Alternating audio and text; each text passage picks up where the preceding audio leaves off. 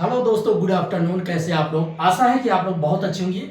चलिए दोस्तों, आज बात करेंगे यूजीसी नेट पेपर फर्स्ट, जिसमें आज का आपका टॉपिक रहेगा रिसर्च एप्टीट्यूड। अब रिसर्च एप्टीट्यूड में हमें क्या क्या पढ़ना है, एक एक करके समझेंगे। फर्स्ट देखेंगे इसका पूरा बेसिक कॉन्सेप्ट क्या है, रिसर्च क्या है, जिसमें हम पढ़ेंगे पॉजिटिविज्म एंड पॉजिटिविस्टिक क्या है।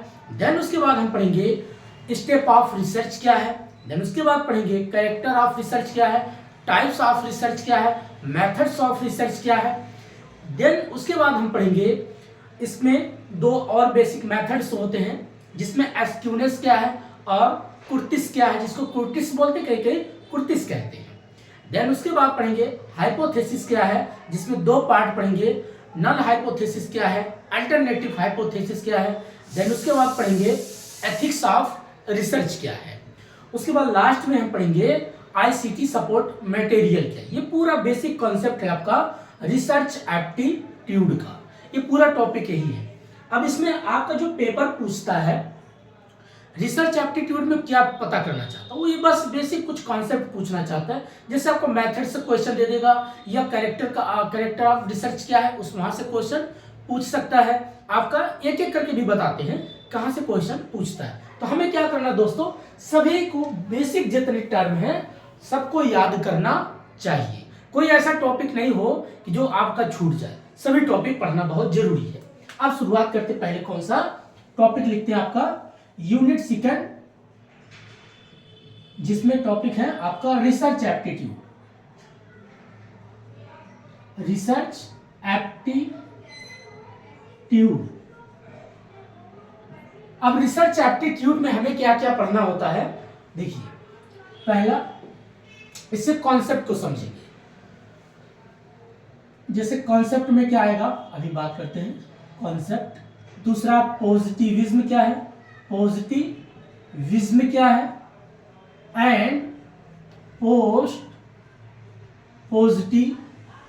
पॉजिटिविस्टिक क्या है, विस्टिक। देन उसके बाद ये सब टॉपिक है दोस्तों। नेक्स्ट टॉपिक पढ़ेंगे उसके बाद स्टेप्स ऑफ रिसर्च क्या है। देन उसके बाद पढ़ेंगे कैरेक्टर ऑफ रिसर्च क्या है, कैरेक्टरिस्टिक्स ऑफ रिसर्च।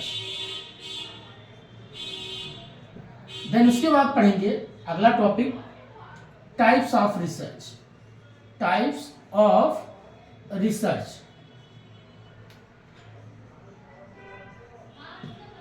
देन उसके बाद पढ़ेंगे टाइप्स ऑफ रिसर्च के बाद आपका आएगा ethics of research, ethics of research.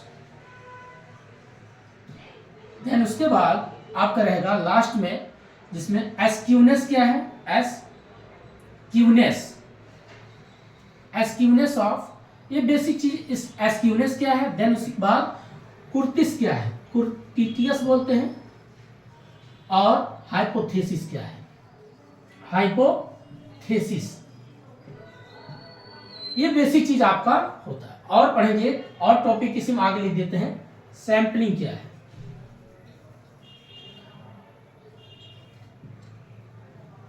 और लास्ट में आपका आईसीटी सपोर्ट मटेरियल।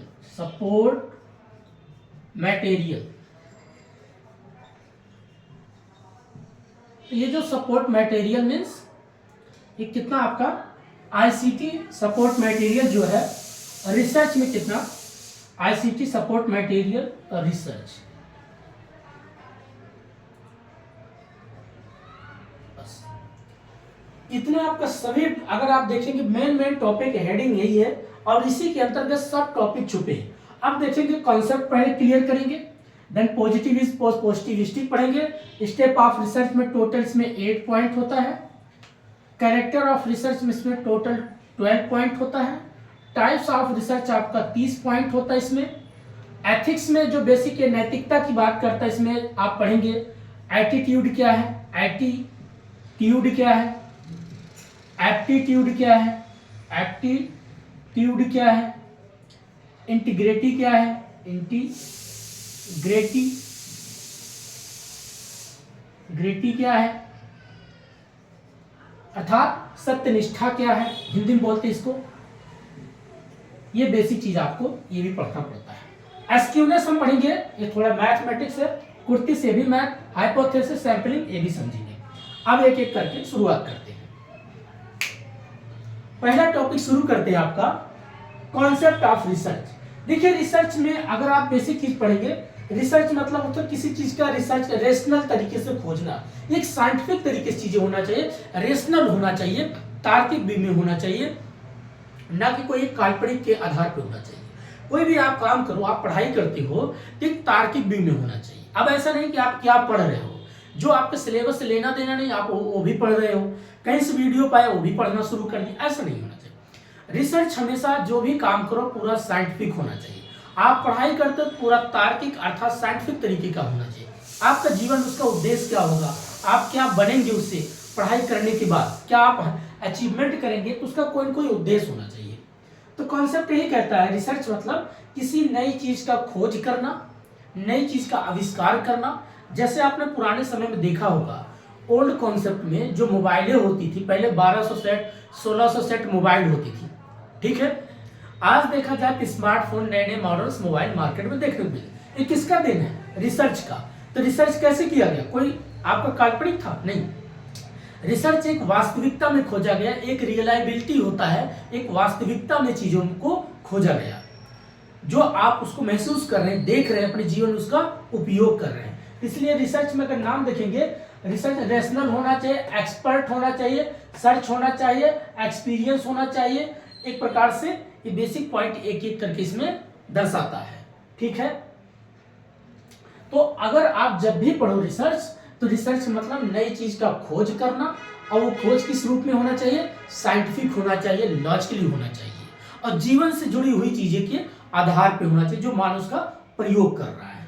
तो ये आपका बेसिक कॉन्सेप्ट को समझ गए होंगे, नहीं समझेंगे फिर से बताते हैं। रिसर्च जब भी करो, नई चीज का आविष्कार करना, नया चीज का खोज करना। जैसे आज ही मान लीजिए स्मार्टफोन मोबाइल आपके पास, अब इसमें आपको बैटरी लगाना पड़ रहा है, अभी बार बार इसको चार्ज करना पड़ता है। अब ऐसा कोई व्यक्ति सोच रहा है क्यों ना ऐसा कर दे जो मतलब जो सूर्य के प्रकाश से ही आपका रिचार्ज हो जाए, बार बार रिचार्ज ना करना पड़े, बार बार प्लग लगाना, एडाप्टर लगाना, बिजली खोजना यहाँ है कि नहीं है।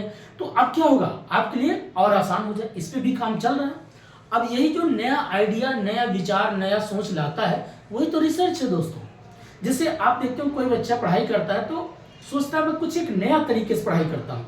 अब नया तरीके का मतलब क्या होता है, नई सोच लाना।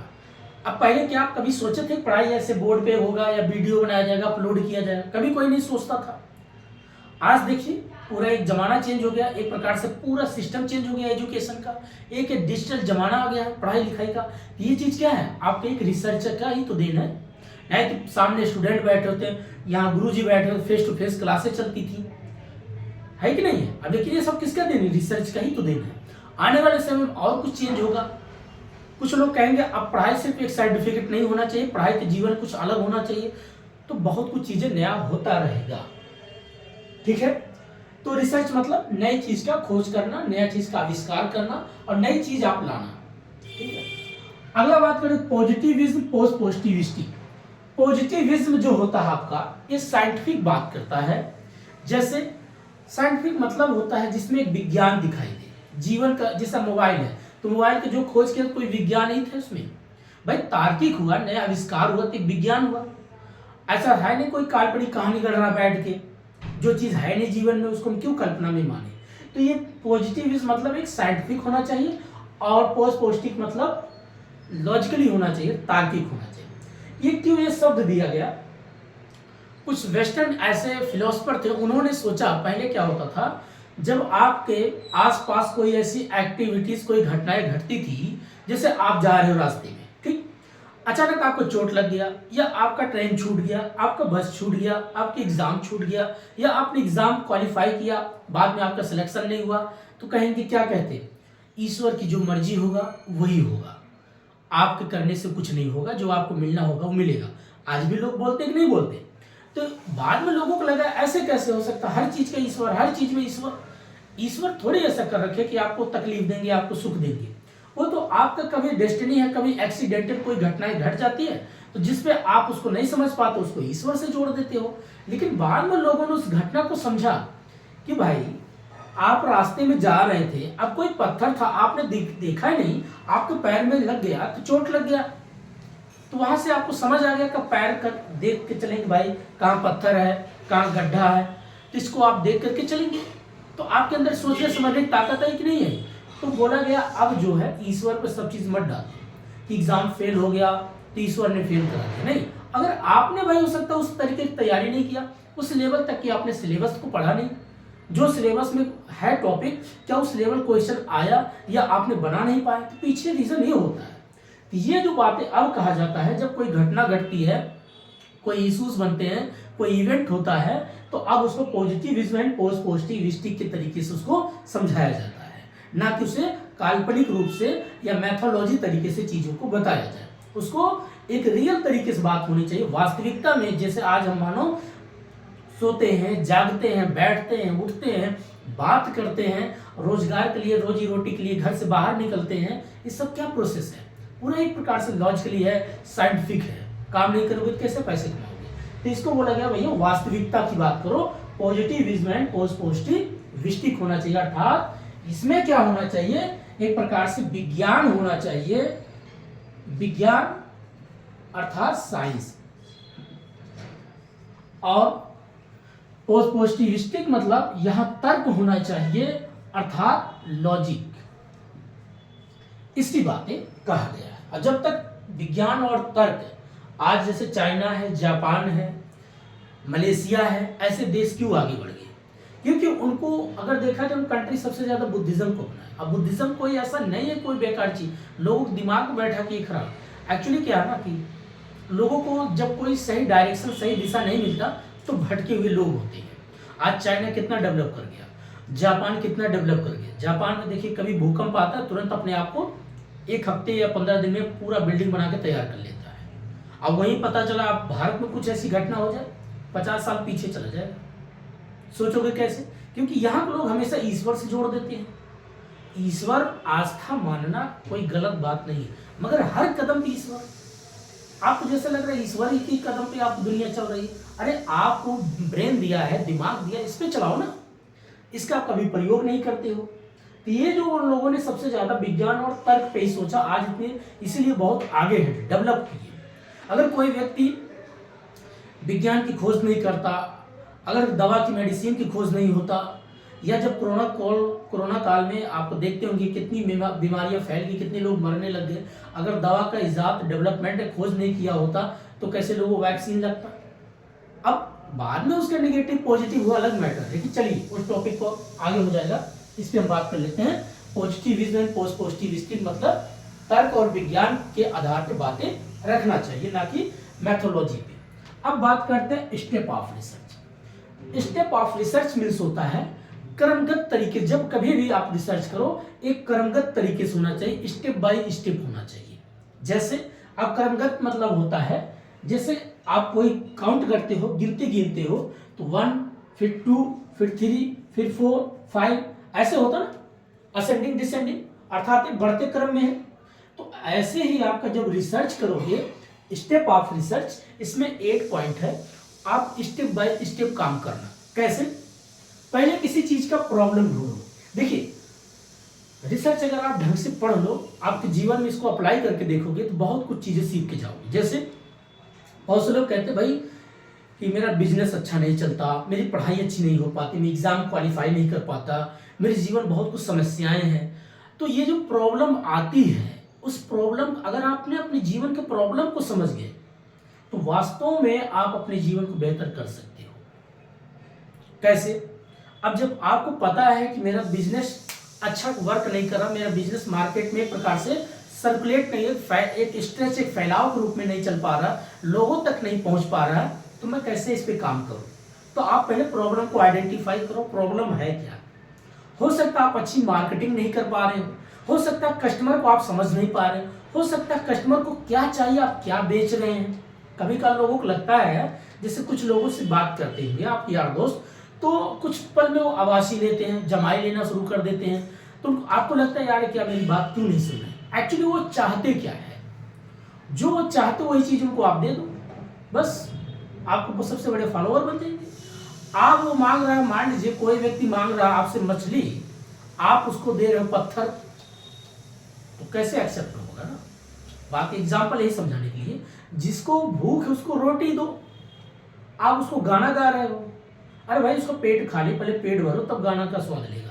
यही चीज है जब आप कोई बिजनेस करते हैं, जो लोग कहते हैं ना कि मेरा बिजनेस सक्सेस नहीं हो रहा, मेरे लाइफ पढ़ाई अच्छी नहीं हो पा रहा, कारण यही है आपको जो चाहिए, या एग्जाम का जो बेसिक ओरिएंटेशन है, वो जो एग्जाम का पैटर्न है, जो एग्जाम को डिमांड है, आप वो दे नहीं पा रहे हो। आप पढ़ते कुछ और हो, कहानियां सुन रहे हो, जीवन में राजा बनने की कहानी देख रहे हो, उससे कुछ नहीं होगा। जो चाह रहा हो वो आप दे दो, आप सक्सेस हो। कस्टमर क्या चाह रहा हो आपको दे दो, आपका बिजनेस चल जाएगा। आपको क्या प्रोडक्शन करना वो दे दो, चल जाएगा। ये बेसिक चीजें दोस्तों, सॉरी, यही आपका स्टेप ऑफ रिसर्च यही बात कहता है। तो जब आप रिसर्च करेंगे, पहले किसी चीज का प्रॉब्लम ढूंढो। प्रॉब्लम मीन्स समस्या क्या है। पहला प्रॉब्लम, अगर आपने प्रॉब्लम को आइडेंटिफाई कर गए तो आप कभी भी लाइफ में फेल नहीं होंगे। पहले ढूंढो प्रॉब्लम। अब प्रॉब्लम्स क्या है, समस्या क्या है, पहला step, a step of research बात। दूसरा, जब प्रॉब्लम आपको समझ में आ गया, इस प्रॉब्लम को बनाओ डिजाइन। क्या बनाओ, इसका डिजाइन करो, डिजाइन। अब इसका डिजाइन या डिजाइन बना, डिजाइन कर दो, डिजाइन। जब इसका आप डिजाइन करोगे, इसका बेसिक एक आकार दोगे, उस डिजाइन के आधार पर फिर क्या करोगे, डेवलपिंग डेटा कलेक्शन करोगे। क्या करोगे, डेवलपिंग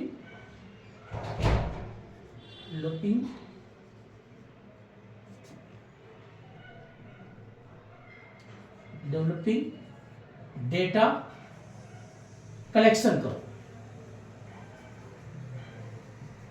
अगर आपने डेवलपिंग डेटा मीन्स, भाई अब जैसे आपको पता है कि मैं एग्जाम देने वाला हूं, या मुझे यूजीसी नेट एग्जाम देना है, तो पहले आप सोचो एग्जाम को कैसे बढ़िया तरीके से पास करना है। तो प्रीवियस ईयर क्वेश्चन उठा के देखो, कौन से टॉपिक से कितनी बार क्वेश्चन पूछा गया है, आपने क्या उस टॉपिक को अच्छे से पढ़ा है कि नहीं पढ़ा है। जब आप इस तरीके की तैयारी करेंगे तो आप प्रॉब्लम सोल्व कर देंगे। और सोचो प्रॉब्लम के हिसाब से आप क्या करेंगे, उसका एक डिजाइन बनाएंगे। आप पेपर की तैयारी के लिए डिजाइन बनाएंगे, सुबह पढ़ेंगे, शाम पढ़ेंगे। एक मिनट दोस्तों,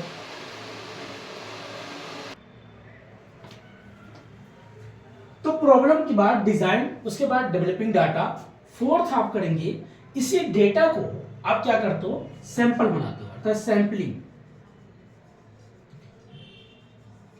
अब सैंपलिंग मीन्स क्या होता है, उसका अलग अलग, जैसा प्रोबेबिलिटी एंड नॉन प्रोबेबिलिटी, किसमें संभावना 100% प्रॉब्लम दिखता है, किसमें प्रॉब्लम एक्सीडेंटल होता है। कभी कभी जैसे बहुत से बच्चे बहुत अच्छी पढ़ाई करते हैं, बहुत अच्छी उनके पास नॉलेज होती है, लेकिन वो एक्सीडेंटल वो फेल हो जाते हैं। ऐसा क्यों, उनको हो सकता है कॉन्सेप्ट अच्छे से याद है, लेकिन हो सकता है वो पीवाईक्यू क्वेश्चन प्रैक्टिस नहीं किए हैं, तो उसके वजह से बार बार फेल होते हैं। अगर वो पीवाईक्यू क्वेश्चन कर लेते हैं, बढ़िया से समझ जाते हैं, तो उनके लिए एग्जाम आसान हो जाता पास करना। तो यही प्रॉब्लम क्या किया जा रहा है, एक आइडेंटिफाई किया जा रहा है। तो जब आप सैंपलिंग बनाओगे तो एक प्रोबेबिलिटी और एक होगा नॉन प्रोबेबिलिटी। दो तरीके से आप क्या करते हो उसको, एक संभावना जिसमें पॉजिटिव और नॉन प्रोबेबिलिटी जिसमें माइनस की बात है, एक्सीडेंटल कोई घटनाएं घटती है। जिसमें आप प्रोबेबिलिटी पढ़ेंगे, सिस्टमेटिक होता है, एक क्रमगत तरीके जो आप चीजें देखते हैं। स्ट्रेटिफाइड्स, जो एक प्रकार से स्ट्रेटिफाइड्स भी होती है, क्रमगत भी होती है। तो ये सारी चीजें आपको पॉजिटिव की बात करेगा, सिस्टमेटिक भी बात करेगा, लेकिन इसमें एक्सीडेंटल होता है। अकस्मात कोई ऐसी घटना घटती है कि आपको लगेगा मैंने एग्जाम दे के आया, बाद में आपको लगेगा तब फेल हो गया, आपको मन उदास हो जाता है। वो एक्सीडेंटल होता है, कितना भी आप अच्छा करते हो, वो एक्सीडेंटल आपको बार बार फेल होता है। तो ये चीज हम क्या करते हैं, प्रॉब्लम को आइडेंटिफाई कर रहे हैं। फिफ्थ में आप क्या करते हो, इसे जो आपका सैंपलिंग, इसी के आधार पे आप बनाते हो प्रपोजल। अब प्रपोजल मीन्स प्रस्ताव, अर्थात सिनॉप्सिस बनाते हो। जब प्रपोजल आप बनाओगे जिसमें आपका टॉपिक क्या होगा, डेटा क्या होगा, ऑब्जेक्टिव क्या होगा, मेथड्स क्या होगा, और थीसिस कैसे आप राइटिंग करेंगे, ये चीजें आपको इसमें क्या करते हो, डिजाइन बनाते हो प्रपोजल का। क्या क्या रहेगा आपका टॉपिक इसी में, देन मेथड्स, देन ऑब्जेक्टिविटी, आपका उद्देश्य क्या है, ये सारी चीजें आपका रहेगा। और रिसर्च, आप किस पे रिसर्च करोगे, ये सारी चीज आपका क्या होता है प्रपोजल नहीं बनता है। जब प्रपोजल लोग बनाते हैं ये सारी चीजें आप लिखते होंगे, टॉपिक क्या होना चाहिए, मेथड्स क्या होना चाहिए, ऑब्जेक्टिविटी क्या होना चाहिए, और मेथड्स किस प्रकार, कौन सा मेथड डिस्क्रिप्टिव है या हिस्टोरिकल है, क्वांटिटेटिव है या क्वालिटेटिव है, ये सारी चीजें आपका प्रपोजल में पढ़ते होंगे। उसके बाद 6 पॉइंट आपका आता है। 6 पॉइंट आपका आता है दोस्तों, जब प्रपोजल होता है यहां पर एक प्रकार से फिर डेटा कलेक्शन करते हो। डेटा कलेक्शन, आप सोचेंगे 2 बार डेटा कलेक्शन, यहां डेवलपिंग डेटा, और ये कौन सा डेटा, डेवलपिंग मींस वो होता है जो वैलिड डाटा की बात करता है, और डेटा कलेक्शन ये होता है जो प्राइमरी और सेकेंडरी सोर्स आप प्राप्त करते हैं, कलेक्शन। देन जब आपके पास डेटा कलेक्शन हो जाता है, एक 6 पॉइंट आगे नहीं दिखेगा तो मैं यहां लिख देता हूं 7 पॉइंट, उसको आप क्या करते हैं एनालिसिस करते हैं। 7th में एनालिसिस करेंगे, एनालिसिस अर्थात इंटरप्रिटेशन करेंगे, निर्वचन करेंगे, सही है कि गलत है। जब आपका डेटा सही होगा तो आप 8 में क्या करते हो, उसको सबमिट कर देते हैं, सबमिट अर्थात उसको आप सबमिट कर देते, जमा कर देते, रिपोर्ट तैयार कर देते हैं, जिसको बोलते हैं राइटिंग रिपोर्ट, राइटिंग रिपोर्ट। ये सब प्रोसेस क्या है आपका स्टेप ऑफ रिसर्च की बात करता है। फिर से मैं इसको दोबारा बताता हूं, पहले क्या करोगे, जो भी है लाइफ में किसी भी चीज से जुड़े हुए प्रॉब्लम को आइडेंटिफाई करोगे। अब इससे प्रॉब्लम क्या है, तो कोई भी टॉपिक आप उठा सकते हो। जैसे भारत में आजकल सबसे ज्यादा शुगर पेशेंट है। अब शुगर पेशेंट जिसको आजकल ज्यादातर डायबिटीज जिसको बोलते हैं, 1 मिनट दोस्तों,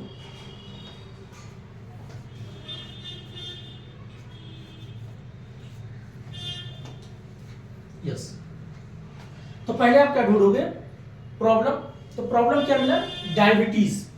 अब उस डायबिटीज को आप एक डिजाइन बनाओगे कि भाई ये कहां कहां से बीमारियां आई हैं, क्या भारत में कौन से वो चक्कर है, किस कारण से बीमारी डायबिटीज की फैल रही है, खान पान सही एक नहीं है, लोगों का रहन सहन सही एक नहीं है, लाइफ स्टाइल कैसा है, इस पे आप ये पूरा डिजाइन बनाओगे। फिर उसी डिजाइन के हिसाब से आप डेटा कलेक्शन करोगे। डेटा कलेक्शन डेवलपिंग डेटा लाओगे कि कौन से एरिया में कितने लोग ज्यादा पेशेंट हैं, दिल्ली में कितने हैं, मुंबई में कितने, चेन्नई में, कोलकाता, बड़े महानगरों में देखेंगे, फिर छोटे नगरों में देखेंगे, फिर विलेज एरिया में जाएंगे। ये सब आप क्या करें, data developing data main point collect कर रहे हो। देन उसके बाद उसी को आप एक सैंपल बनाओगे। एक सैंपल बनाओगे, कितना प्रोबेबिलिटी है किसमें सिस्टमेटिक तरीके से मरीज देखने को मिलेगा डायबिटीज के, और कितने एक्सीडेंटल लोग बन जाते हैं। अब जैसे एक्सीडेंटल क्या है, कुछ लोगों का जेनेटिक बीमारी आती है, कुछ लोग का खान पान से बीमारी या रहन सहन से बन जाती है। तो जो आपका जेनेटिक आती है बोलेंगे वही ये सिस्टमेटिक है, ये प्रोबेबिलिटी है। और किसी किसी को आप देखते होंगे जेनेटिक बीमारियां नहीं होती है, वो एक्सीडेंटल हो जाती है।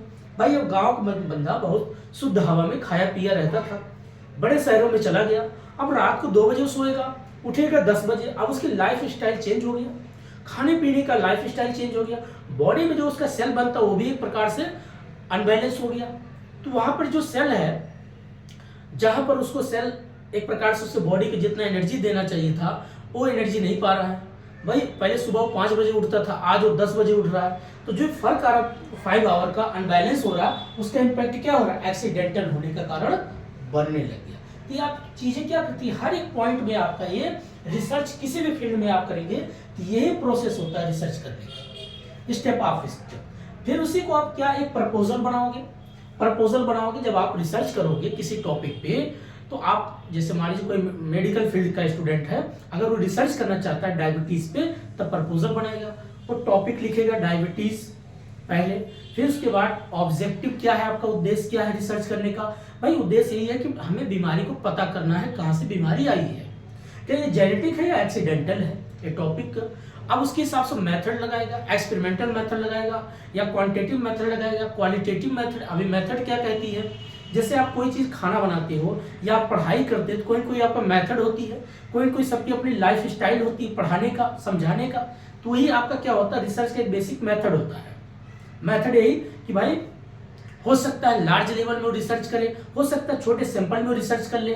जैसे आप देखते हो बड़े बड़े डॉक्टर क्या करते हैं, थोड़ा सा ब्लड लेते हैं, उसी में पूरा वो टेस्ट कर लेते हैं कि आपको मलेरिया है या आपको टाइफाइड है या मलेरिया बीमारी कौन, मलेरिया हो गया, टाइफाइड हो गया, चिकनगुनिया हो गया या डेंगू हो गया, तो ब्लड के सैंपल से चेक कर देना। यही प्रोसेस होता है। सैंपलिंग बनाएंगे, तो जब सैंपलिंग प्रपोजल हो जाएगा तो प्रपोजल को आप क्या करेंगे, टॉपिक, मेथड्स, ऑब्जेक्टिविटी रिसर्च करेंगे। देन उसके बाद आप डेटा कलेक्शन करेंगे। डेटा कलेक्शन ये करेंगे प्राइमरी डाटा और सेकेंडरी डाटा। फिर लोगों तक आप फेस टू फेस जाके बात करोगे, गांव-गांव या शहर में जाके आप पता करोगे। देखते होंगे जो रिसर्च पे काम करते हैं तो लोगों से फेस टू फेस मिलते हैं, उनसे फीडबैक लेते हैं, उनके बारे में जानना चाहते हैं कि आपके परिवार में कितने लोग हैं, कितने लोग पेशेंट हैं, डायबिटीज से हैं, कितने लोग की दवा चल रही है, कितने लोग की नहीं चल रही है। ये होता है आपका प्राइमरी डाटा सोर्स प्राप्त करना। और एक होता है सेकेंडरी, ऑलरेडी न्यूज़पेपर से या आप बड़े बड़े लाइब्रेरी या बड़े बड़े आपका जो मेडिकल लाइब्रेरी होती है वहाँ से आप प्राप्त करेंगे। ये चीज़ है, तो सेकेंडरी सोर्स हो जाएगा। जब आपका प्राइमरी और सेकेंडरी दोनों तरीके डेटा कलेक्शन होता है तो सेवंथ में इसको आप क्या करेंगे, एनालिसिस करेंगे। एनालिसिस यही करेंगे कि इतने लोग इस तरीके से बीमार हैं, इतने लोग इस कारण से बीमार हैं, इतने लोग एक सिस्टमेटिक तरीके से बीमार हैं और इतने लोग एक्सीडेंटल तरीके से बीमार हैं। ठीक, लास्ट में जब ये चीज़ें आपका कंप्लीट होता है तो आप इसको राइटिंग रिपोर्ट सबमिट कर देते हैं, आपका रिसर्च तैयार हो जाता है। ये है आपका प्रोसेस, स्टेप ऑफ रिसर्च। अब बात करते हैं characteristics of research. Character means होता है इसके अलग अलग चरित्र हैं, इसकी क्या क्या क्वालिटी होता है रिसर्च का। जब आप रिसर्च करेंगे क्या क्या चीजें हमें पढ़ना होता है। अब यहाँ पर एक एक करके बात करते हैं दोस्तों, जगह तो है नहीं, इसको मिटा के यहाँ रखेंगे। देखिए, जब आप कैरेक्टर ऑफ रिसर्च पढ़ेंगे इसमें टोटल आपको 12 पॉइंट पढ़ना पड़ता है। मैं 12 पॉइंट पूरा समझाऊंगा। कुछ आवाजें डिस्टर्ब करती रहती है, लाइफ दोस्तों चलता रहता है, इसी के नाम जीवन है। क्या किया जाए, हमें अपने काम पे ध्यान देना है, लोगों पे ध्यान मत दो। पहला, ऑब्जेक्टिविटी क्या होता है। फर्स्ट आपका कैरेक्टर होता है ऑब्जेक्टिविटी। ऑब्जेक्टिविटी मतलब आपके जीवन में क्या उद्देश्य है। आप पढ़ाई करते हो, आप प्रोफेसर क्यों बनना चाहते हो या आप आईएएस क्यों बनना चाहते हो। लोग पूछते हैं ना, पहला क्वेश्चन किसी से पूछो कि आप प्रोफेसर क्यों बनना चाहते हो, तो आप बोलोगे सर नॉलेज गेन करना है। जिनको नहीं समझ, नॉलेज गेन करना है, अच्छा नाम बनाना है। फिर पूछेंगे अरे नाम बड़ा प्रॉब्लम क्रिएट करता है, ये भी देखो प्रॉब्लम है। तो पहला शुरुआत करेंगे ऑब्जेक्टिविटी क्या है। कैरेक्टर ऑफ रिसर्च का बेसिक ऑब्जेक्टिविटी, इसका उद्देश्य क्या है। किसी भी चीज का कोई उद्देश्य होता है। तो पहला चीज भाई, मैं एक प्रोफेसर इसलिए बनना चाहता हूं कि मैं भी इस देश का हूं, मैं भी इस देश में कम से कम पढ़ लिखे, जो भी लोग पढ़े लिखे नहीं उनको मैं जागरूक करूंगा और भी लोगों को पढ़ाऊंगा। देश में एक समाज को बेहतर बनाने में मेरा भी कुछ एक कंट्रीब्यूशन, एक हिस्सा होगा। मैं भी कुछ करना चाहता हूँ, तो इसीलिए मैं प्रोफेसर बनना चाहता हूँ और इसमें हमेशा अपडेट रहूंगा। मैं सीखूंगा और लोगों को सिखाऊंगा। एक मेरा भी लायबिलिटी बनता है, क्योंकि वी द पीपल, हम भारत के लोग हैं, हमें फंडामेंटल राइट है, शिक्षा का अधिकार है, इसलिए हम शिक्षा प्राप्त करेंगे और शिक्षा देंगे भी। राइट भी और ड्यूटीज भी है, फंडामेंटल राइट भी और फंडामेंटल ड्यूटीज भी है। तो आप कभी कल देखो संविधान की बात कर दिया और उसके आधार पे आप अपना सोशलिज्म को भी तरीके से बात कर दिया, तो लोगों को लगेगा ये बंदा जागरूक है, इस सही तरीके से चीजें कह रहा है, तो इसको क्यों ना प्रोफेसर बनाया जाए। इसलिए हम प्रोफेसर बनना चाहते हैं, बस यही चीज है। तो पहली चीज आपका, जब आप रिसर्च करेंगे तो आपका कोई ना कोई एक ऑब्जेक्टिविटी होना चाहिए। क्यों रिसर्च करना चाहते हो। रिसर्च इसीलिए करना चाहते हैं दोस्तों क्योंकि समाज को कुछ बेहतर करना है, समाज में कुछ नई चीजें देना है। अगर कोई रिसर्च नहीं किया होता तो आज आपके हाथ में जो नई नई मॉडल्स मोबाइल्स हैं, आप जो भी OnePlus आप देखते हो, वीवो देखते हो और नए नए मेट्रोला देखते हो, आजकल एप्पल का आता है, 16 प्रो आता है, ये सब नए नए जो मॉडल आप मोबाइल चला रहे हो, किसका देन है। किसी ने तो सोचा होगा भाई हमें नई चीज करना है, और आपका समय बचाता है, आपका पैसा बचाता है, आपका अकेलापन दूर करता है। मोबाइल करता है नहीं करता है, तो पूरा एक ऑब्जेक्टिविटी हो गया है, एक उद्देश्य होता है। जो उद्देश्य तो हो जाएगा, दूसरा बात करता है रिलायबिलिटी होना चाहिए। आप पूछोगे रिलायबिलिटी ये क्या है, तो बोलेंगे रिलायबिलिटी मीन्स होता है कंसिस्टेंसी होना चाहिए। जब आप रिसर्च करो तो ऑब्जेक्ट तो आपका हो गया, लेकिन दूसरा रिलायबिलिटी, रिलायबिलिटी। अब रिलायबिलिटी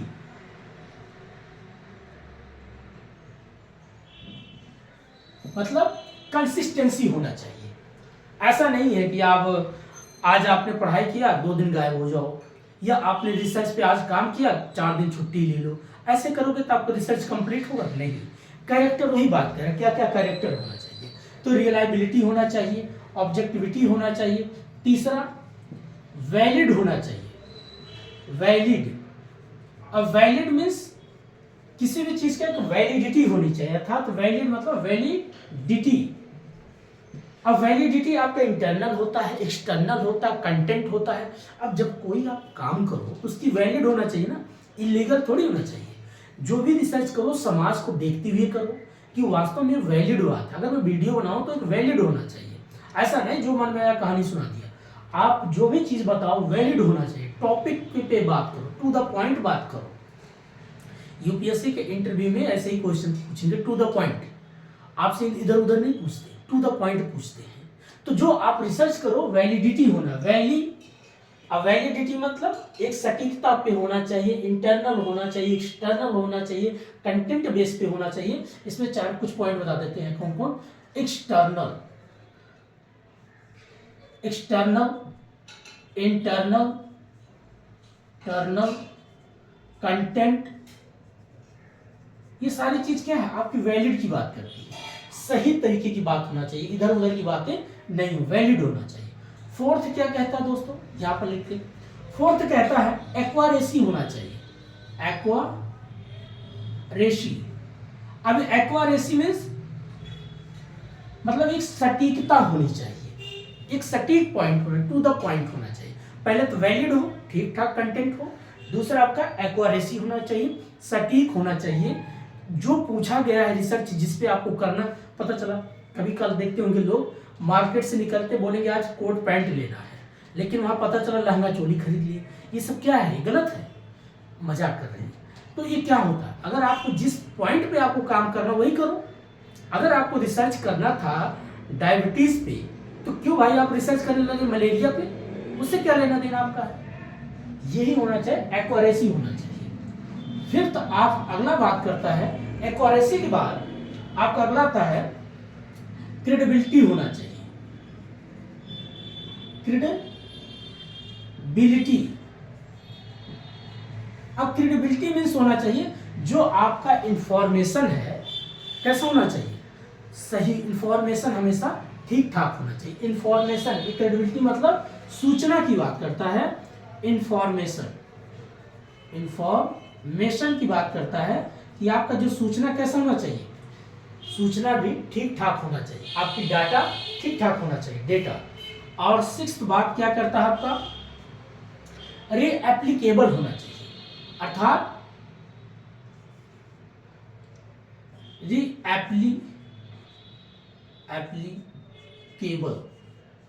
रीएप्लीकेबल मीन्स क्या होता है दोस्तों, एक वेरीफाइड होना चाहिए। वेरीफाइड मतलब भाई सही होना चाहिए, वेरीफाइड होना चाहिए, इधर उधर के नहीं। वेरीफाइड कहते हैं बहुत, एक भाई जैसे किसी ने बोला भाई वेरीफाइड है, ठीक ठाक की बात करता है, तो ये होना चाहिए।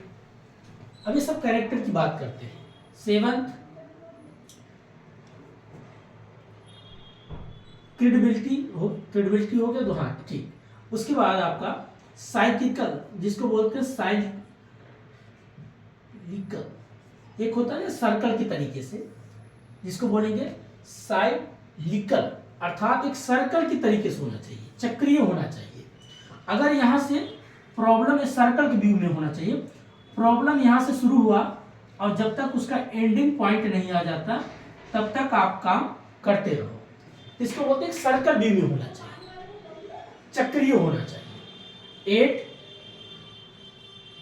8 कहता है कंट्रोल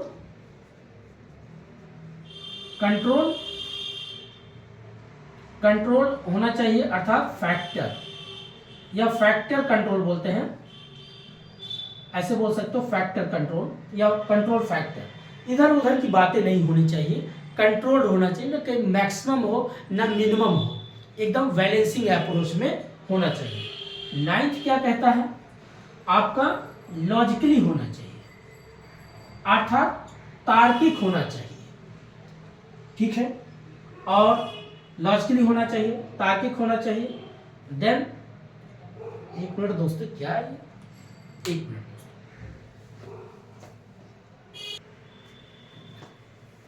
दोस्तों, कुछ काम आ गया था, ठीक है।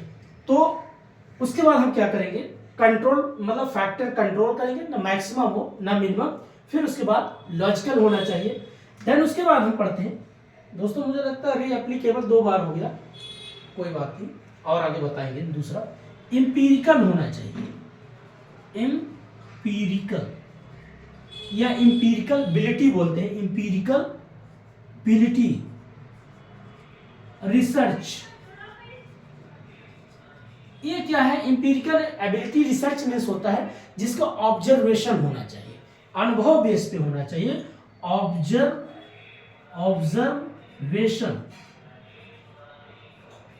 ऑब्जर्वेशन।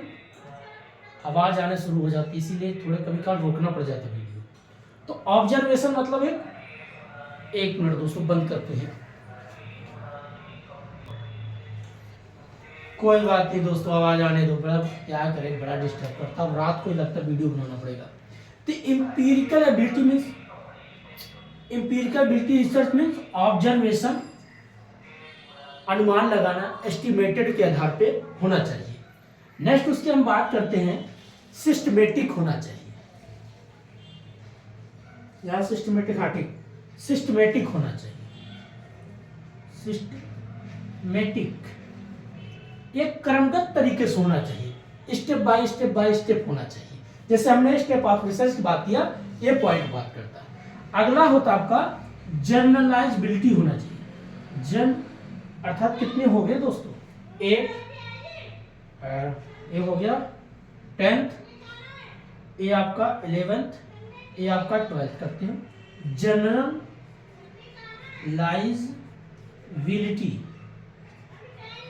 मतलब सभी पे लागू होना चाहिए, पॉपुलेशन पे, जनसंख्या पे, सभी चीज पे आप रिसर्च कर सकते हैं, कैरेक्टर की बात करता है। तो ये दोस्तों हमने जो पूरा बात किया, ये पूरा आपका कैरेक्टरिस्टिक की बात करता है। सर दुख जाता है आवाज जब आती है, ठीक है। पहले दोबारा इसको रिवीजन करते हैं। अरे पागल औरत, objectivity, reliability, validity, next accuracy, credibility, reliability, दोबारा हो गया, इसको हम काट देंगे दोस्तों। इसको दोस्तों रीएप्लीकेबल करेंगे, सॉरी रीएप्लीकेबल, ठीक है। तो रीएप्लीकेबल एंड सर्कुलर या साइक्लिकल, देन उसके बाद control, logical, empirical ability, research and systematic, generalisability. इस तरीके से आपका 10th, 11th, ये 12th, तो 12 जो बेसिक चीज है मैंने एक एक करके आपको बताया है। एक बार दोबारा बताते हैं। पहले ऑब्जेक्ट होना चाहिए, किसी भी चीज का उद्देश्य। रिलायबिलिटी मीन्स होता है कंसिस्टेंसी होते रहना चाहिए। वैलिडिटी होना चाहिए, आपको वैलिड कंटेंट होना चाहिए। एक्यूरेसी, सटीकता की बात करते हैं, to the point. Credibility means होता है जो भी आपका इंफॉर्मेशन है वो भी सही होना चाहिए। रिलायबिलिटी मीन्स होता है, सॉरी रीएप्लीकेबल, ठीक, रीएप्लीकेबल मतलब होता है जो आपका इंफॉर्मेशन है, सूचना है, कैसा होना चाहिए। एक जैसे प्रॉब्लम है, एंडिंग की बात करता है, कंफ्यूज कर दिया, तो रीएप्लीकेबल। देन उसके बाद हम पढ़ेंगे, हाँ सर्कुलर, ये रहा इसका, डिस्टर्ब कर दिए दोस्तों, आसपास की आवाज़ बहुत डिस्टर्ब कर, पूरा कॉन्सेंट्रेट हिला देते हैं। उसके बाद आपका प्रॉब्लम, देन उसके बाद जब तक प्रॉब्लम नहीं सोल्व होता तो आप क्या करते हैं, एंडिंग तक नहीं पहुंचते, वो होता आपका सर्किल अर्थात सर्कल। देन उसके बाद कंट्रोल की बात होता है। कंट्रोल मतलब जिसमें फैक्टर कंट्रोल की बात करते हैं कि ऐसा नहीं कभी मैक्सिमम हो या मिनिमम हो, और जो भी आपका रिसर्च लॉजिकल होना, क्या होना चाहिए, करेक्टर लॉजिकल होना चाहिए, तार्किक होना चाहिए। इंपीरिकल एबिलिटी मीन्स होता है ऑब्जर्वेशन, तो इंपीरिकल रिसर्च होता है ऑब्जर्वेशन, अनुमान लगा के। और देन उसके बाद सिस्टमेटिक की बात करता है, क्रमगत तरीके से होना चाहिए। और जनरलाइजेबिलिटी मतलब सभी पे लागू होना चाहिए। तो ये बेसिक चीज है दोस्तों, हमने जितना चीजें पढ़ा एक एक करके जो समझा, ये आपका पूरा जो होता है करेक्टर ऑफ रिसर्च की बात करता है। देन उसके बाद जो 30 प्रकार का आपका टाइप्स ऑफ रिसर्च है, इसके बारे में बात करते हैं। या तो आप वीडियो ही बंद करते दोस्तों, अपलोड कर देते, बाकी दूसरा पूरा कंप्लीट करेंगे। क्या होता है, आवाज़ काफ़ी डिस्टर्ब करता रहता है, यह तो बता देते हैं। चलिए बता ही देते हैं। टाइप्स ऑफ रिसर्च इसमें 3 है। आप क्या क्या पढ़ेंगे, डिपेंडेंस क्या है, इंडिपेंडेंस क्या है, एक्सपेरिमेंटल क्या है, हिस्टोरिकल क्या है, ये बेसिक सब आपका टाइप्स में आएगा। ऑब्जेक्टिविटी भी आएगा, एक्यूरेसी भी आएगा, ये सब कुछ जितने कैरेक्टर, यही आप 12 ये जोड़ दो और बाकी इसमें आपका 12 ये हो गया, 18 और जोड़ दो। 18 में आपका dependence, independent, valid, invalid, experimental, quantitative, qualitative, deductive, inductive, ये सभी आपके किस में आते हैं, टाइप्स ऑफ रिसर्च आते हैं दोस्तों। ठीक है, अब एक समरी तरीके से तेज में बता देते हैं। Ethics of research, ethics of research means होता है जो एक नैतिकता के आधार पे होना चाहिए, जिसमें एक एटीट्यूड होता है।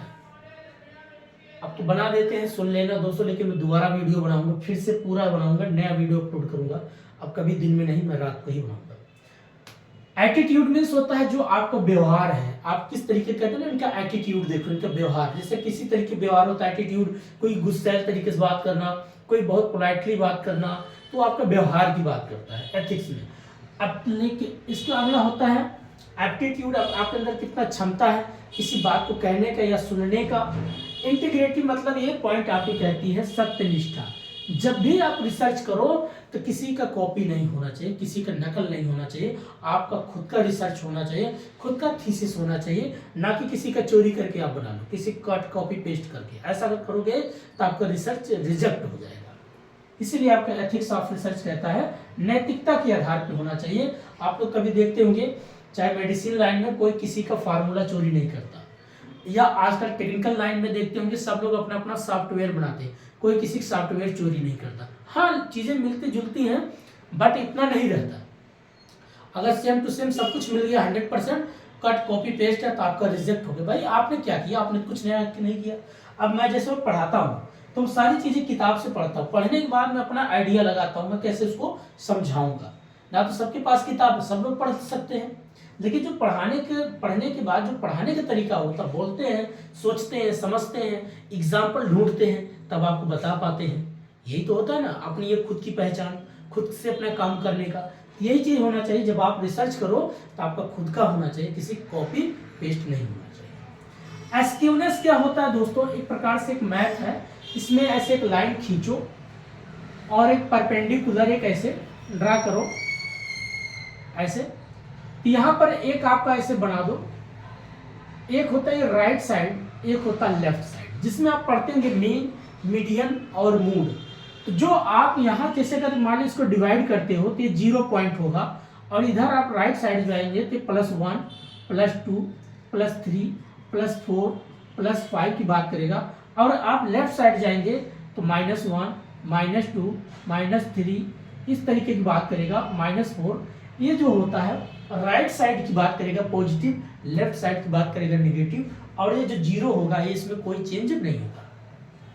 अब जब आप पढ़ेंगे राइट साइड में तो पहले आपका आएगा ऐसे मीन,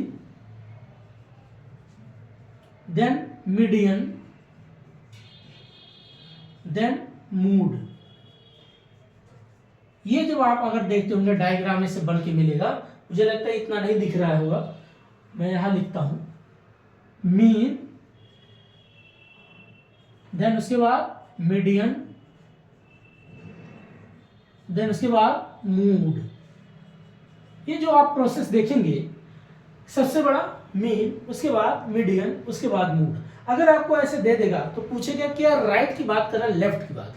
याद रखना दोस्तों, ये हमेशा राइट की बात करेगा। और इसी का उल्टा कर दो, इसी का उल्टा कर दोगे तो आपका क्या बन जाएगा, तो आपका बनेगा तो वैसे हो जाएगा, पहले क्या आएगा मूड, फिर उसके बाद मीडियन, उसके बाद मीन। ये उल्टा हो गया। और जब इसी का तीनों को बराबर की बात करेगा तो यहीं से आप समझो कि ये जो चीजें हैं तीनों का यहां पर इक्वल टू कर देगा ऐसे, तो ये जीरो की बात कर देगा। अगर ऐसे ग्रेटर देन ऐसे ऐसे करके हैं, ऐसे ऐसे करके, या ऐसे आप बना सकते हो जैसे ऐसे,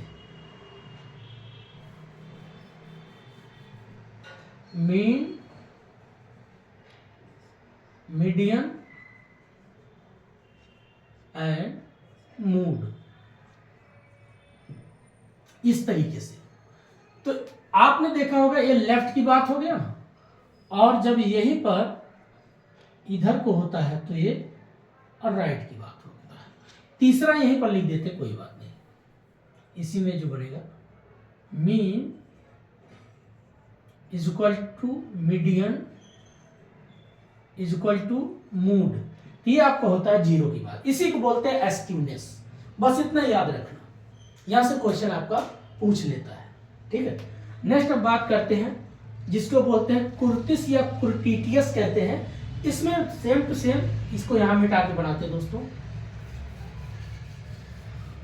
आज काफी बहुत कंसंट्रेट सोचा बताने का, लेकिन मुझे ऐसा लगता है दोस्तों मैं बेहतर नहीं आज कर पाया, मुझे ऐसा फील। लेकिन चलो, क्या होता है ना, टाइम बहुत इंपॉर्टेंट होती है और चीज़ें सही ना हो तो बड़ा दिक्कत होती है, क्योंकि आवाज़ बहुत डिस्टर्ब किया।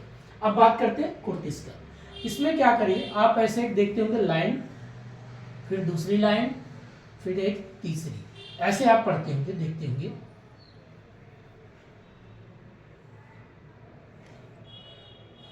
ठीक, बस इतना करना है आपको। अब इसमें आप क्या क्या पढ़ेंगे, देखिए, इसको जो सबसे ऊपर तीखा होता है इसको बोलेंगे लैपोटिक, लैपोटिक्स।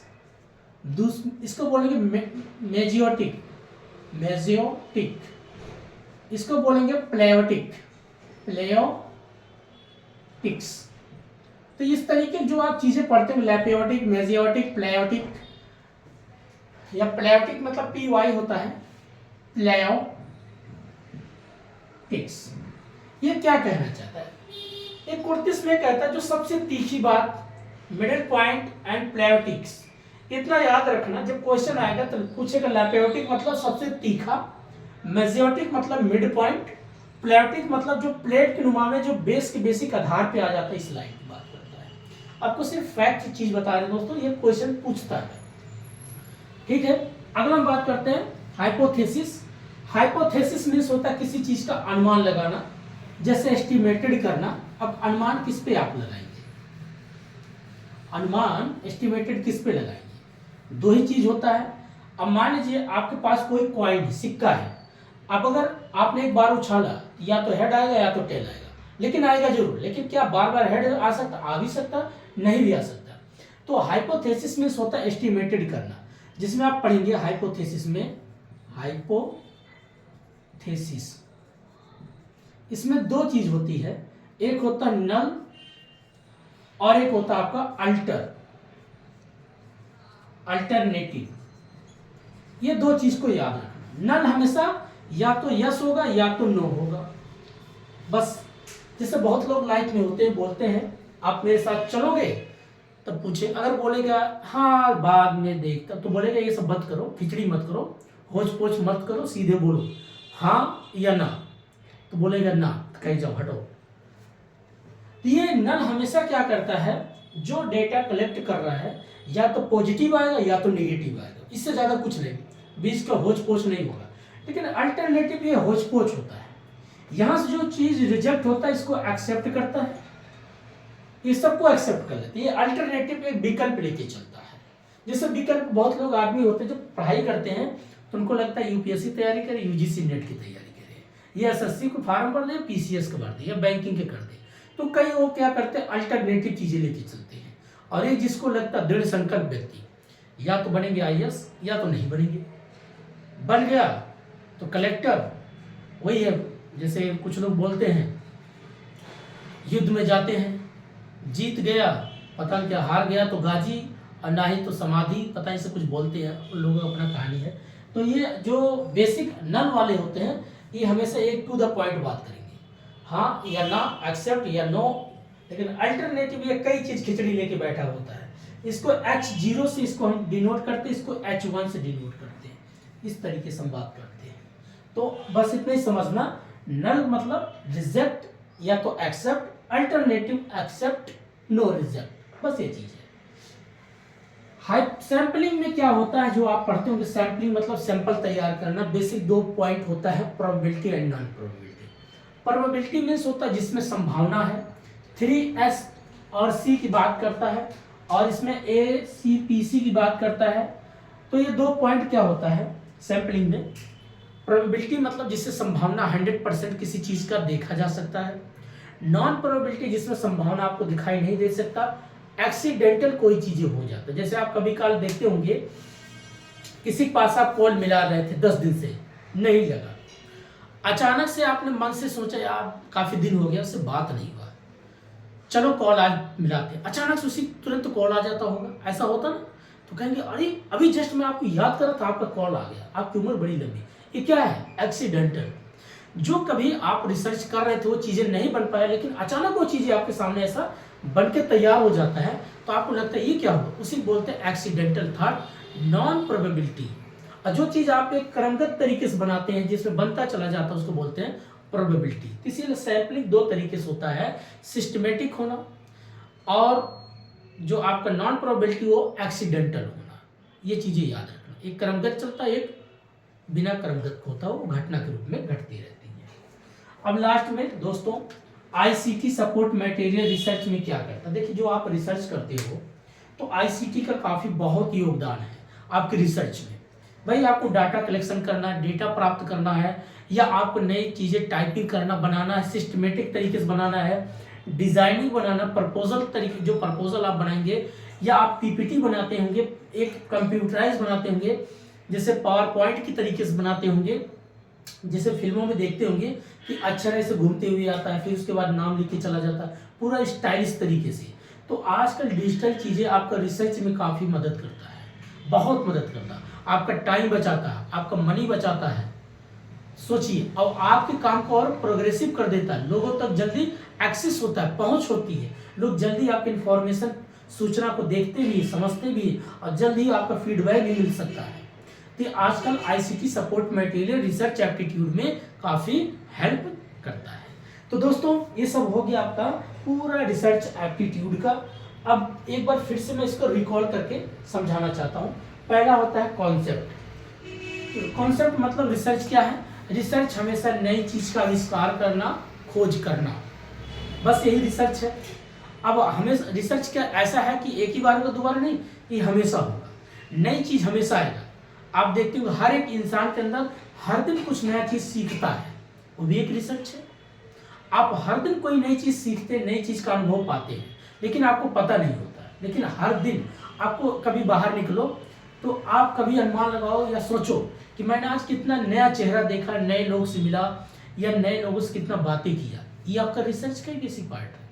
ये भी होता है रिसर्च, कितने लोगों से कितनी भाषाओं में बात किया, या कौन सी मूवी देख रहे हैं, सब कौन टर्म आपको मिला कि जो जीवन में पहली बार आपको देखने को मिला। ये सब क्या है? रिसर्च का ही बेस है। दूसरा हम पढ़ेंगे पॉजिटिविस्ट पॉजिटिविस्टिक। रिसर्च हमेशा ना कि एक हाइपोथेसिस हो, काल्पनिक होना चाहिए। अब जिसको बोलते हैं काल्पनिक, मतलब कि भाई एक ऑर्थोडॉक्स होता है, गॉड में बिलीव करना, ईश्वर बिलीव करके, इस पे नहीं होना चाहिए। हेटेरोडॉक्स होना चाहिए, अर्थात वो पॉजिटिविस्टिक होना चाहिए। काल्पनिक दुनिया में नहीं जो होना चाहिए कि भाई कल्पना में जी रहे हो। आजकल लोग कल्पना में ख्याली पुलाव पका के बैठे हैं। अब भाई मानव हो, इतना एक कभी आप बैठ कर खुद सोचो, ऐसा तो है नहीं कि आपके बस में क्या चीजें क्या कर सकते हो। आपकी जितना जो चीजें आपके पास है, जो रिसोर्स मिला है, आपको 2 वक्त की रोटी मिल रहा, खाने की व्यवस्था कर लिया, और क्या चाहिए? जीवन को जीने के लिए कोई आपके पास, आपके पति बच्चे जो भी बात करने के लिए, और क्या चाहिए? आप खुश हो। कितने लोगों के पास ये भी नहीं लोग हैं, उनके पास ना पत्नी है, ना बच्चे हैं, अकेले जीवन जी रहे हैं, वो किससे अपना दुख जाके कहें? तो कहने का मतलब इतना काल्पनिक नहीं होना चाहिए, रियलिटी में जीना चाहिए। ये पॉजिटिविस्टिक यही पॉइंट आपको बताना चाहिए कि तार्किक हो, विज्ञान हो, ऐसा नहीं, काल्पनिक दुनिया में जियो। कभी कोई मूवी आप देखते होंगे, किसी लेने देने जीवित व्यक्ति से, non living part and non living part किसी से लेना देना नहीं है, कि काल्पनिक है, मैथोलॉजी है। होता ना जो फिल्म में पहले आपका सूचना आता है, वो पूरा काल्पनिक, लेकिन होता जीवन से ही जुड़ी बात होती है। अगला बात करते हैं step of research. Step of research जब आप करेंगे, पहले आप प्रॉब्लम ढूंढेंगे, फिर उसकी डिजाइन बनाएंगे, डेवलपिंग डाटा कलेक्शन करेंगे, देन उसके बाद सैंपल बनाएंगे, सैंपलिंग बनाने के बाद आप प्रपोजल बनाएंगे, प्रपोजल में डेवलपिंग डाटा के बाद अर्थात एक डाटा कलेक्शन अगला करेंगे, प्राइमरी एंड सेकेंडरी, देन उसके बाद उसको एनालिसिस करेंगे, एनालिसिस करने के बाद उसको आप राइटिंग रिपोर्ट सबमिट कर देते हैं। ये चीज हो गया। नेक्स्ट उसके बाद हम पढ़े कैरेक्टरिस्टिक ऑफ रिसर्च। इसमें टोटल 12 था। पहला था आपका ऑब्जेक्टिविटी, किसी चीज का ऑब्जेक्टिविटी क्या होता है, उद्देश्य क्या होना चाहिए। दूसरा होता है रिलायबिलिटी। रिलायबिलिटी मीन्स होता है जिसमें एक कंसिस्टेंसी होना चाहिए। तीसरा होता है वैलिडिटी, एक वैलिड होना चाहिए, इंटरनल है कि इंटरनल है, कंटेंट आपका वैलिडिटी होना चाहिए। चौथा होता है आपका एक्यूरेसी, सटीक होना चाहिए। देन उसके बाद आप बात करते हैं क्रेडिबिलिटी। क्रेडिबिलिटी मीन्स होता है जो आपका इंफॉर्मेशन होता है वो सही होना चाहिए।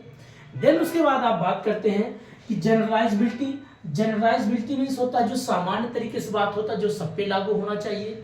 और लास्ट में आप बात करते हैं एक प्रकार से जनरलाइजेबिलिटी, देन उसके बाद क्रेडिबिलिटी रिसर्च, अर्थात उसको बोलते हैं empirical research. Empirical research means होता है आपका ऑब्जर्वेशन। देन उसके बाद आप पढ़ते हो सिस्टमेटिक एक क्रमगत तरीके से होना चाहिए। देन उसके बाद आपका होता है कंट्रोल फैक्टर्स, कि ऐसा नहीं कि ज़्यादा मैक्सिमम डाटा हो या कम हो। जैसे कभी काल लोग बोलते भाई इतना ज़्यादा मत बोलो, इतना कम भी मत बोलो, एक उतने बोलो जितना अच्छा लगे। ठीक, तो कंटेंट इतना ज़्यादा भी ना हो, कम भी ना हो, जितना ज़रूरत है उतना फैक्टर कंट्रोल होना चाहिए, ऐसा नहीं। देन उसके बाद हम पढ़ते हैं साइक्लिकल। एक साइक्लिकल मीन्स होता है जिसमें सर्कल होती, उसमें बात करता है, जिसमें जहाँ से प्रॉब्लम शुरू हुआ जब तक उसका खत्म नहीं हो जाता तब तक आप बार बार क्या करेंगे, रिसर्च करते रहेंगे। और लास्ट में आप पढ़ेंगे रीएप्लीकेबल। रीएप्लीकेबल मीन्स क्या होता है दोस्तों, रीएप्लीकेबल मीन्स होता है वेरीफाइड, ऐसा नहीं कि इधर उधर, वेरीफाइड होना चाहिए। तो आप 12 तरीके का बात करते हैं character of research. Then types of research. Types of research जब आप पढ़ेंगे यही आएगा आपका, डिपेंडेंस क्या है, इंडिपेंडेंस क्या है, वैलिड क्या है, इनवैलिड क्या है, क्वांटिटेटिव क्या है, क्वालिटेटिव क्या है, एक्सपेरिमेंटल क्या है, जो आप बेसिकली एक्सपेरिमेंटल क्या है, हिस्टोरिकल क्या है, एक्यूरेसी क्या है, ऑब्जेक्टिविटी क्या है, ये सब मिलाकर के आपका 30 प्रकार का रिसर्च होता है। एक्शन रिसर्च क्या है, ये सारी चीज आपको मिलेगा। ठीक है। एथिक्स ऑफ रिसर्च मैंने अभी 30 पूरा नहीं बताया, बस बेसिक कुछ बता दिया दोस्तों। एथिक्स ऑफ रिसर्च क्या है भाई, कोई भी आप रिसर्च करो तो बेसिक एक नैतिकता के आधार पर होना चाहिए। कभी किसी का कट कॉपी पेस्ट नहीं होना चाहिए, आपका अपना होना चाहिए। किसी का कंटेंट चोरी करके नहीं, कि मैं कंटेंट चोरी करके अपना दिखा दिया नीचे नाम डाल के मैंने रिसर्च करा। ऐसा करोगे तो पकड़े जाओगे, आपकी बेइज्जती होगा, बर्बाद हो जाओगे, आपका रिजेक्ट कर दिया जाएगा रिसर्च। अगला होता है एस्क्योनेस और कुर्तिस। एस्क्योनेस ये जो बेसिक हमने बात किया, राइट और लेफ्ट की बात, मीन सबसे बड़ा, मीडियम, उसके बाद मूड, उसके बाद ये राइट की बात करेगा, ये पोर्शन होगा। लेफ्ट में क्या होगा तो उसका अपोजिट, मीन छोटा, फिर मीडियम, फिर मूड होगा। लेकिन तीसरा हमारा कहता है कि जब तीनों बराबर हो तो 0 पॉइंट, और राइट साइड तो प्लस पॉइंट, लेफ्ट साइड तो नेगेटिव पॉइंट। नेक्स्ट उसके बाद हम कुर्तिस की बात करें, जो लैपोटिक होता है, लैपियोटिक बोलते हैं इसको, लैपोटिक या लैयोपेटिक, तो मतलब जो तीखा होता है, तीखा मतलब नुकीला, एक प्रकार से सबसे तीखा उठा वो पार्ट है। मेजियोटिक जो मिड पॉइंट की बात कर रहा है। प्लेयोटिक जो दो प्लेट के रूप में बेसिक आधार पे चलता हो, बेस को बताता हो, ये आपका प्लेयोटिक। ये चीज लैपोटिक, मेजियोटिक, लैपोटिक, ये सब की बात होती है। देन उसके बाद हमने पढ़ा हाइपोथेसिस। हाइपोथेसिस मीन्स होता है किसी चीज का अनुमान लगाना, एस्टिमेटेड करना, पता करना। अब जैसे आप देखते हैं हाइपोथेसिस क्या करते हैं, या तो यस होगा या तो नो होगा, जिसमें 2 पॉइंट पढ़ेंगे। Null hypothesis, alternative. नल या तो एक्सेप्ट या तो रिजेक्ट। अल्टरनेटिव जो आपका नल से रिजेक्ट होगा, अल्टरनेटिव में वो एक्सेप्ट होता है। बस इतना पॉइंट पकड़ना है। एक होता है सैम्पलिंग, इसमें बेसिक हमने बात किया। सैम्पलिंग मतलब जैसा प्रायिकता होता है, चयन होना, अब प्रायिकता पढ़े होंगे जिसमें 5 पॉइंट और भी जोड़ देते हैं। 4 coin dice selection card. Coin मतलब कॉइन सिक्का, डाइस जो आप डाइस खेलते हो जिसको बोलते हैं लूडो, कभी 1 आएगा कभी 2 आएगा 6 आएगा, इस तरीके का होता है। कार्ड होता है ताश का पत्ता जिसमें 52 पत्ते होते हैं, तो आप उसमें कभी 1 का आएगा, कभी चिड़ी आएगा, कभी गुलाम आएगा, ऐसी चीज होते हैं। 13 चौका 52, 13 चौके मतलब 4 लोग बैठो, 13 पत्ते बैठते हैं उसमें, 4 लोग बैठ के गेम खेलते हैं। अगला सिलेक्शन, कोई बड़ा सा थैला, उसमें अलग अलग वैरायटी के आप गेंद डाल दो, छोटे छोटे बॉल, अब उसमें लाल पीला नीला है, आप उसमें सेलेक्ट करोगे 10 है तो उसकी आने की प्रायिकता क्या हो सकती है, तो 10 है तो 10 में से कोई एक ही निकलेगा। NPR 10 -1 कोई एक ही निकलेगा। कोई भी 10 में से 10 भी आ सकता, 10 में से 10 नहीं आए कोई एक ही आएगा, लेकिन उनकी प्रायिकता 10 होगी। और एक चैप्टर इससे जुड़ा होता है, कभी बताएंगे प्रोबेबिलिटी एंड नॉन प्रोबेबिलिटी, जिसमें आप पढ़ेंगे कॉम्बिनेशन, परमुटेशन। परमुटेशन क्या है, कॉम्बिनेशन, ये बहुत अलग है। रिग्रेशन, एंटीग्रेशन कुछ अलग चैप्टर हो। आपका बिजनेस स्टैटिक्स प्लस आपका बिजनेस इकोनॉमिक्स में भी ये चैप्टर होता है। देन उसके बाद ICT सपोर्ट मटेरियल क्या करता है, आपका रिसर्च में बहुत ज़्यादा आजकल हेल्प करता है। आप बार बार देखिए तो आज के दौर में जो डिजिटल का ज़माना है काफ़ी हेल्प करता है। नेक्स्ट टॉपिक अब बात करते हैं, एक और है दोस्तों, एनोवा टेस्ट क्या है, काइट टेस्ट क्या है, टी टेस्ट क्या है। जो 30 से कम, 30 के बराबर, 30 से अधिक, तो 30 से कम 30 से अधिक टी टेस्ट, 30 से बराबर जेड टेस्ट, 30 से अधिक Z test, T test, H test. उसके बाद एक होता है एनोवा टेस्ट। एनोवा टेस्ट में 2 पॉइंट की बात करते हैं, एक होता है बिटवीन, एक होता है एमंग। बिटवीन जो होता है जिसमें 2 लोग की बात हो, एमंग मतलब ज्यादा लार्ज रूप में लार्ज ग्रुप होगा, तो अगर बिटवीन और एमंग को जोड़ दो तो आपका एनोवा टेस्ट बनता है, यहाँ से क्वेश्चन आता है। तो दोस्तों आज इतना ही है, जितना हो सके वीडियो आप लोग देखना, अगर नहीं तो मैं इसको दोबारा फिर से बनाऊँ, क्योंकि आज कुछ बहुत ज़्यादा आवाज़ डिस्टर्ब किया, तो मैं दोबारा एक बार वीडियो रिसर्च एप्टीट्यूड बनाऊंगा, लेकिन रात को हो सकता है अभी 3-4 घंटे के बाद, 3 आवर्स आफ्टर, देन उसके बाद मैं बनाऊंगा कम्युनिकेशन का वीडियो, तो लगातार चलता रहेगा। उसके बाद फिर आपका कॉमर्स के जो पेपर है, आज का टॉपिक रहेगा, बनाएंगे लगभग 8-9 बजे का टाइम में, तो 2 टॉपिक में एक साथ पढ़ाऊंगा, बिजनेस स्टैटिक्स और बिजनेस फाइनेंस, 2 टॉपिक आज कंबाइंड करके बनाएंगे। जो भी होगा 1 आवर या 2 आवर जल्दी जल्दी एक उसको क्लियर करेंगे, समझेंगे। तो आज इतना ही दोस्तों, तब तक के लिए नमस्कार, जय हिंद। मस्त रहिए, पढ़ाई करते रहिए, अपना ध्यान रखिए, और पढ़ाई ज़्यादा प्रेशर मत लो, जितना करीब है ठीक है। 5 आवर बैठो, 2 आवर बैठो, क्वेश्चन प्रैक्टिस करो, और इस वक्त जितना हो सके इग्नोर करो, कॉल्स मैसेज कौन क्या बोलता है सबको साइड करो। कोई वीडियो मिलता है ढंग की पढ़ लो, फालतू वीडियो मत देखना। लोग व्यूज़ के लिए बहुत कुछ करते हैं, तो आप वही चीज़ करना जो आपको पेपर में पूछा जा रहा है। PYQ जितना हो सके खुद क्वेश्चन करो। कोई अगर कॉन्सेप्ट क्लियर नहीं है तो कॉन्सेप्ट किताब को देखो, और नहीं मिलता तो उसको आप सर्च करके यूट्यूब से कहीं मिले तो पढ़ लो। मैं ये भी कहता हूँ, आप अपना टाइम इधर उधर वेस्ट मत करना, अब समय आपके पास ज़्यादा नहीं है। ठीक है दोस्तों, तब तक तो नमस्कार, जय हिंद।